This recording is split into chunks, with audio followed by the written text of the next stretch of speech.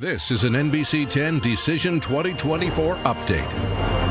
And hi everyone, I'm Dan Janik. We are back now here on NBC 10 with our online election 2024 updates, and there's a lot happening at this hour. Yeah, I'm Emily Vols. So we've got you covered. We are streaming on turnto10.com, NBC 10 app, Facebook page, YouTube channel. So we want to bring you some of the latest.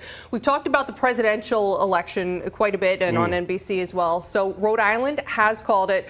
Vice President Kamala Harris will be, with 95% of precincts reporting, getting Rhode Island's electoral votes. And not a surprise in Massachusetts. Massachusetts is also declaring Kamala Harris the winner of that particular state. In the U.S. Senate, incumbent Senator Sheldon Whitehouse will get a fourth term. He defeated his Republican challenger, Patricia Morgan. She's a former teacher and financial advisor. Her name's well known around the state. Let's go to the U.S. Senate Democrat. Elizabeth Warren has been called. She'll be seeking her third term. She beat out Republican John Deaton, originally from Rhode Island. He moved to Swansea to run against her. And we are waiting for her to take the stage in Boston right now, where Leanna Falk is standing by. But first, we want to go to NBC 10's Molly Levine. Yeah, she is live at the Board of Elections in Cranston, where it has been a busy evening. Molly.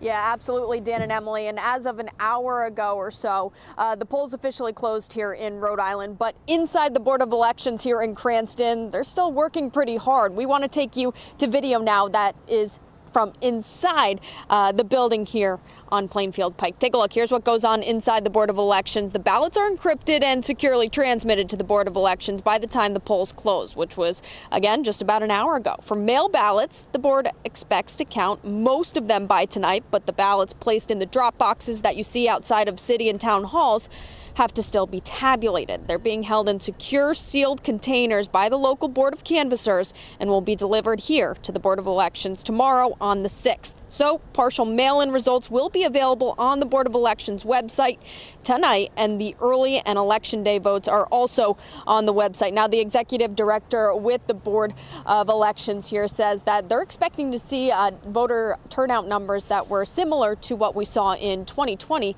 and 2016. I'm Molly Levine, live in Cranston, NBC 10 News. Molly, thanks. And the Rhode Island Secretary of State's office, they have been tracking voter turnout in the weeks leading up to the election and throughout the day. As of the latest update, this was at 7:30 p.m., Rhode Island voter turnout was just under 63%. Now, that's slightly lower than what we saw in 2020. We will likely have a final complete number in the days ahead. Yeah, Massachusetts does not do the instant results as Rhode Island does, and we're still waiting on turnout from there. Meanwhile, let's go to Cranston now. No surprise, Mayor Ken Hopkins, the Republican there, defeating Barbara Ann Fenton Fung in the primary, and against Robert Ferry, who's a citywide councilor. No surprise, Ken Hopkins will return to the mayor's office. We want to get up to date on that race. NBC 10's Temitope Adelaide is covering it. Yeah, I believe she is there with Mayor Ken Hopkins right now. Temitope. Attention, everyone. Thank you so much. Yeah, guys, we're actually here at St. Mary's Feast in Cranston. As you can hear, we have mail ballots. An announcement happening right now as they are waiting on mail ballots. Because we have a lot of council races and state rep races that we are concerned about, and we're coming across the finish line as a team, just like we started. So just be patient, stay with us, and we're really excited that you're here. Thank you so much. Thank you. So as you just heard right there, they are still counting those mail-in ballots. So we're going to stay here and keep you all updated as we learn more on those results. But just want to give you a quick look around at this watch party going on here at St. Mary's Feast. Lots of family, friends, as well as supporters here for Mayor Ken Hopkins and his opponent, citywide councilman Robert Ferry, over at Lang's Bolorama for his watch party right now, also awaiting those results. So again, as soon as we learn those numbers, we're going to share those with you. But for now, live in Cranston, Temitope Adelaide, NBC 10 News. All right, Temitope, no surprise, though, Mayor Hopkins will return to office. Let's go to Warwick Mayor for the city's first full-year mayoral term. Mayor Frank Picozzi, an independent, is claiming the spot and will return to office, beating out Leah Ann Hazelwood and Patrick Maloney Jr. In Pawtucket, Mayor Don Grebian secures his 8th term. He beat out Nathan Luciano, chairman of the Pawtucket Republican City Committee. Rhode Island's first congressional district, Democrat Gabe Amo is seeking his first full term, and he has been called the winner tonight with 96% reporting. Of course, he will now officially take over after the resignation of David Cicilline. And of course, this is kind of an easy race for Gabe Amo. He had the support of the Democratic Party, and actually you saw a lot of that commercial with him and Senator Jack Reed. So there's the latest from there. And in Rhode Island's 2nd congressional district, Seth Magaziner resumes for a second term. He beat out Republican Stephen Corvey, who was a college professor. We just talked about Gabe Amo, and he's joining us live here on NBC 10. Yeah, NBC 10 political reporter Brian Crandall is there at the Graduate Hotel in Providence to get his reaction tonight. Hey, Brian. Well, hi, Emily and Dan. Yeah, as you mentioned, Gabe Amo now wins a second election in 2 years. Well, 1 year. 1 year. 1 year. Just tell me, what your experience has been in Washington. Congratulations, but what your experience has been, and after just 1 short year winning that special election, what you hope to do in Washington going forward. Well, first off, I express my gratitude to the voters of the 1st Congressional District for giving me the opportunity to have a full term, a full 2 years, to go down there and bring Rhode Island values and make sure that I'm bringing resources back home to the district and the Ocean State. And so it has been a busy year, a year filled of transition, me leaning into work on committees of foreign affairs and science, space, and technology, and trying to bring back critical resources to projects like the Washington Bridge, which are so vital to our livelihood here in Rhode Island.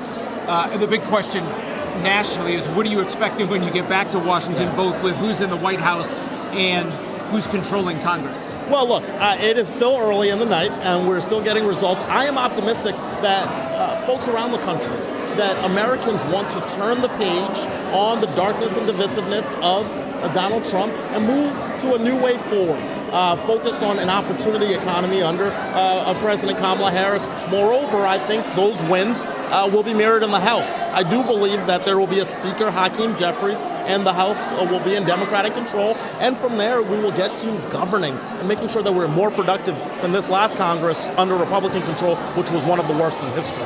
We were talking before, you spent a fair amount of time recently traveling to some of these battleground states to try to swing people to Kamala Harris. What was your experience like? You said you've been in Michigan and North Carolina. What are you seeing when you go to those states? Yeah, Michigan, Georgia, North Carolina, New Hampshire, Nevada, across those states. I see that Rhode Islanders share a lot in common with people there, insofar as we are all seeking a government to work for us, to focus on lowering costs, to focus on reproductive freedom, to ensure that we have a better tomorrow than we do today. Optimism, hope, those are real things, and I've seen that along the campaign trail, both here and across the country. All right, Congressman Gabe Amo, congratulations on winning a first full term, but again, your second victory in a calendar year. Thank you very much. Yes, thank you. And we also just heard from Sheldon Whitehouse, who won his race, a 4th term to the Senate after first being elected in 2006. We're still waiting to hear from Seth Magaziner on his race. For now, at the Graduate Hotel in Providence, I'm Brian Crandall. Back to you, Dan and Emily. Brian, thanks. Another big win for a Democrat in Southern New England. Massachusetts Senator Elizabeth Warren has secured her 3rd term in office. That's right. We're going to take you live to Boston, where the senator is taking the stage there right now. We believe that she is thanking her supporters, and she's going to speak, and we're listening. Government can be harnessed to work, not just for the wealthy and well-connected, but that we can actually make government work for the people.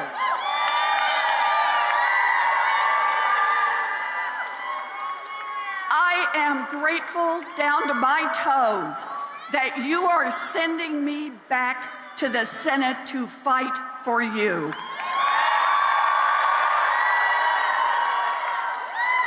I never thought that I would be in politics. I was happy as a teacher and a researcher, but because of you, I moved from being a policy nerd, and let's give it up for policy nerds. I moved from being only a policy nerd to becoming a policy nerd and full-time fighter to give everyone in our Commonwealth and our country a fighting chance to build a future. And my pledge to the people of Massachusetts, I will always fight hard for you, always. Now, over the last several years, we've heard from plenty of experts who told us about what wouldn't be possible. Then we went out and got it done anyway. You bet. Hard to remember, but 12 years ago, lots of experts and insiders said Massachusetts would never elect a woman to the United States Senate. At least not in our lifetimes. We proved them wrong. And we taught ourselves that no matter the odds stacked against you, it's always worth it to get in the fight. Now, those same experts and insiders also said candidates could never run a campaign without money from corporate super PACs. We proved them wrong again, and we financed our campaigns from the grassroots. Even more experts and insiders said, okay, you won, but progress will be slow to impossible, so go small. But together, we demonstrated that we can make change, big change, and here is where it really gets to be fun. We beat Big Pharma, and now we have $35 insulin. Yeah. We've capped out-of-pocket prescription drug costs, and Medicare can now negotiate lower drug prices. Yeah. NBC 10 live in Boston, covering her Senator Elizabeth Warren's victory speech. Somebody who was a teacher and a researcher and now is known as a fighter against big pharma, big business in Massachusetts. Funny that she brought up that years ago they never thought they could elect a female to the Massachusetts Senate. The question on the larger scale tonight is, will a female president be elected for the first time? For the first time in history. We await that. In the meantime, we do have some answers for you with 91% of precincts reporting. We have some answers on the ballot questions. So the big one, first off, is the Constitutional Convention. Will it be held? Right now, looking like a no, with 63% rejecting that suggestion. Yeah, as far as question number 2, $160.5 million for higher education. No surprise here. It's a yes. And when it comes to building more homes and creating cheaper homes, possibly with this money, this infusion of cash, $120 million. This one seems to have gotten the most approval because of the housing shortage here in Rhode Island. 91% reporting and the 65% approval rating. Yeah, let's hope that money makes it to the local neighborhoods where it's definitely needed. Let's talk about the green economy bonds. Obviously, that got a big, overwhelming vote of yes too. Most bonds usually do across the state and here in Rhode Island. And a $10 million cultural grant infusion. That looks to be passing as well, with 56% approving of it. We are tracking a lot more for you. Some of this still undecided. Massachusetts ballot questions. Yes. We don't have a lot of returns on those right now, and those are all some big talkers when changing the way that restaurants have to pay their tipped workers. There's the MCAS question, so we will be staying on top of that for you all night long. That's right. We'll be back here online and on the air. NBC 10 is your station for election coverage.